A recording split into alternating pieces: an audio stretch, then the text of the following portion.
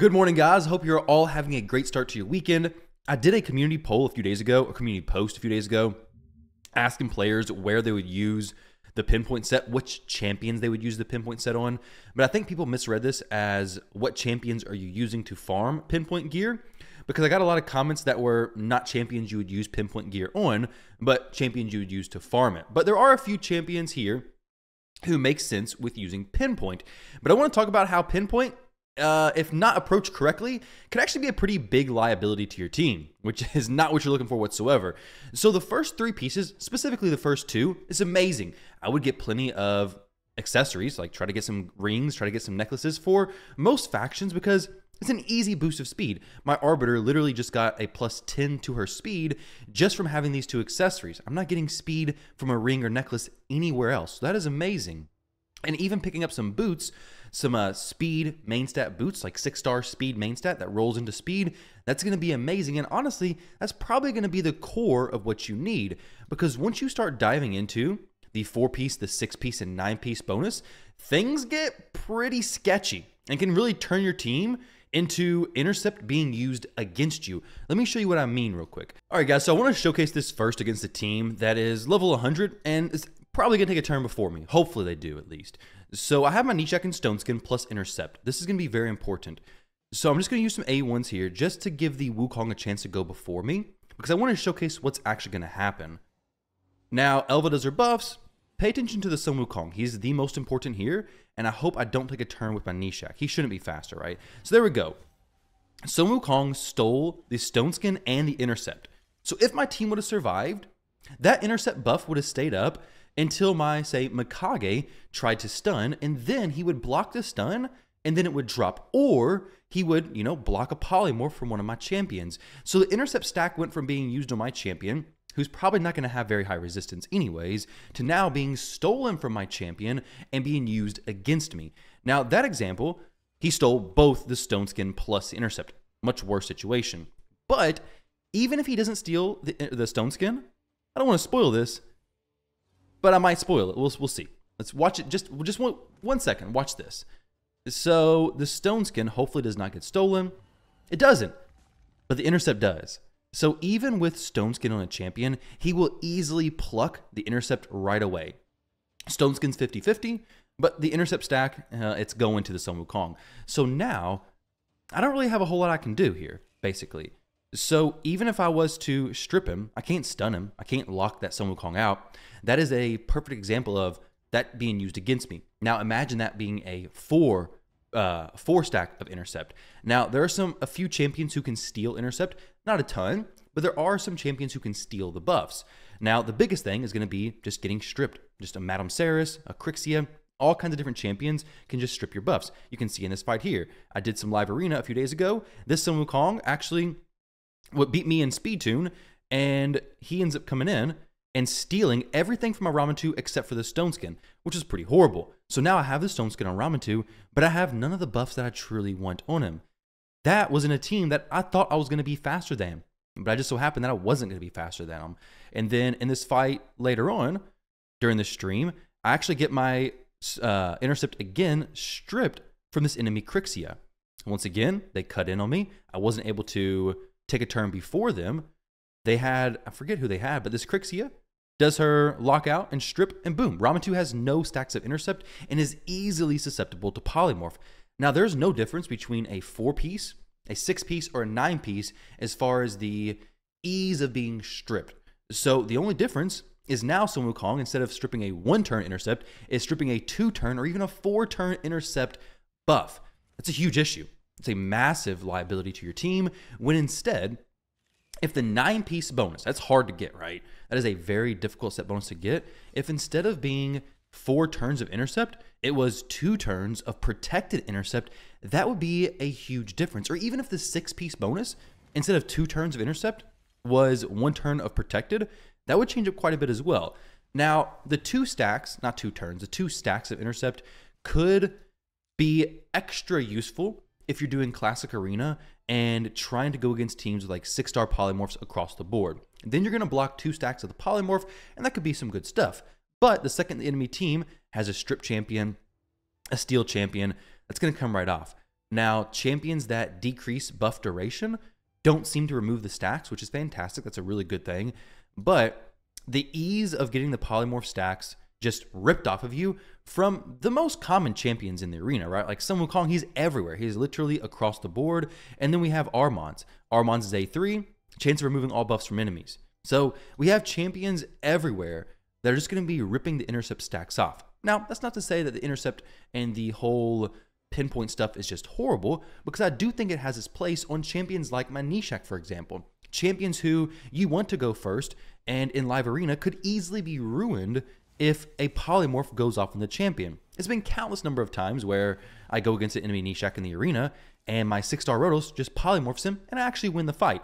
I love that. I love it when it happens. So having the Nishak in 4-piece, 6-piece potentially, pinpoint gear makes a lot of sense. It's just that if polymorph doesn't go off, well, now you're left with 1, 2, maybe even 4 stacks of intercept that could be stripped with the best bet or stolen in the worst case scenario and essentially used against you. So now your Siphi trying to sleep, well, she has to sleep them 4 times to break the 9-piece. She has to sleep them 2 times, well, essentially 3 times to actually get a sleep through on a 6-piece, or just waste a sleep once to get it through on a 4-piece.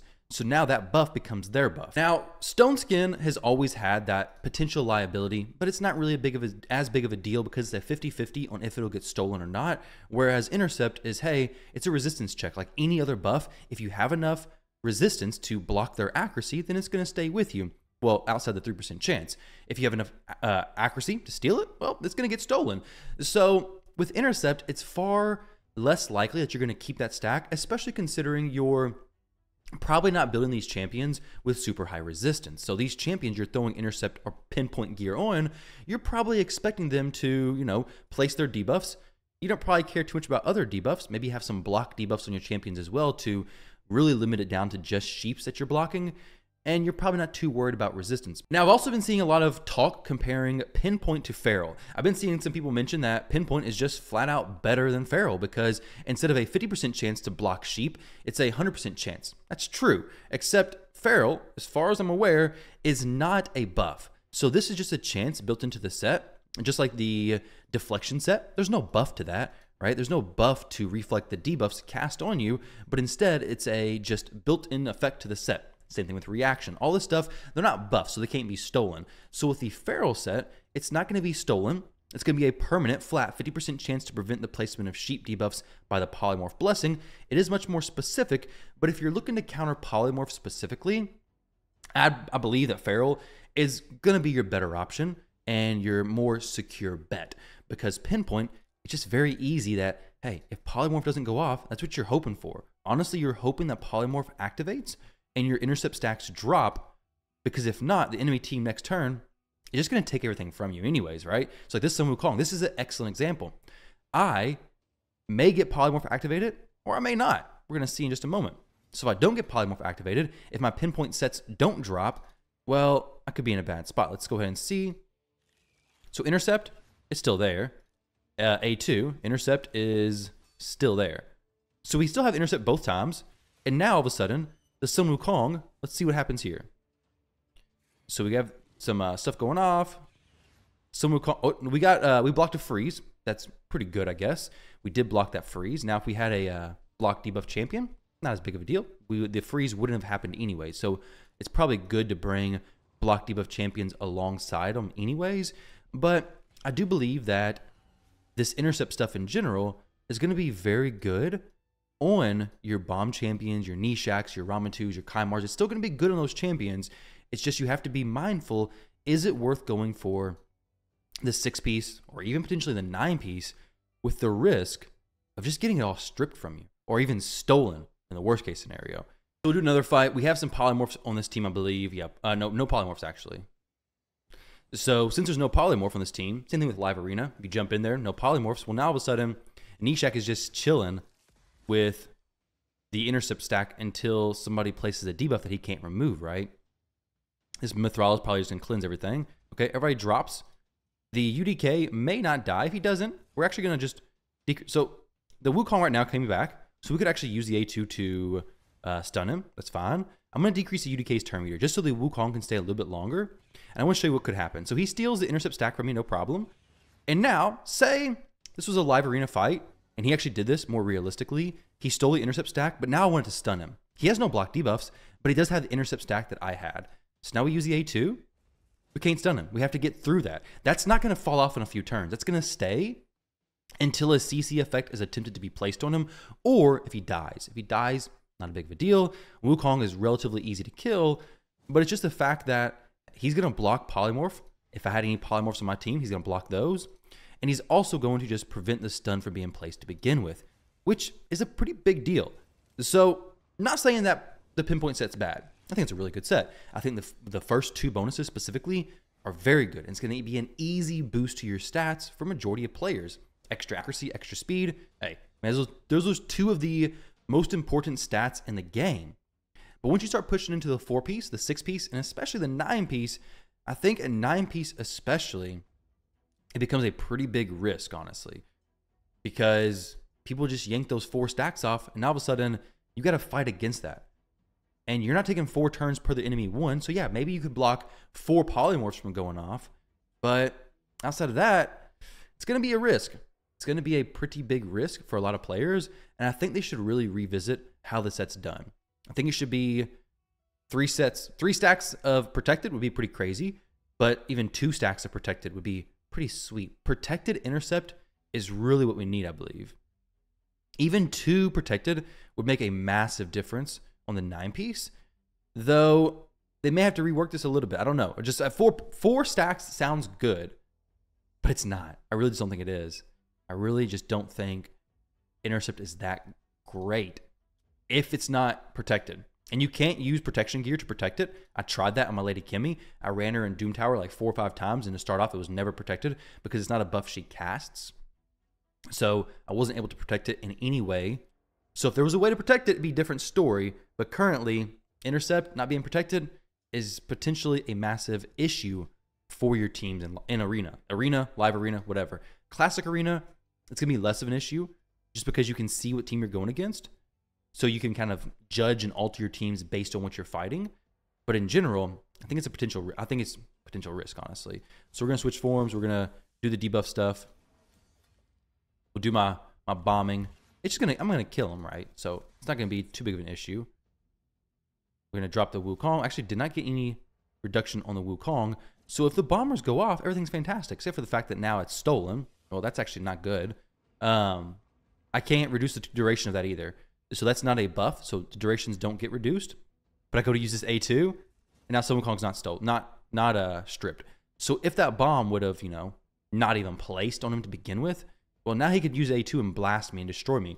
Even though the Arbiter and the Armons are both controlled, this Wukong is still just having free reign. Even though that was a weak hit, it didn't even break the intercept stack, so it was a weak hit to begin with.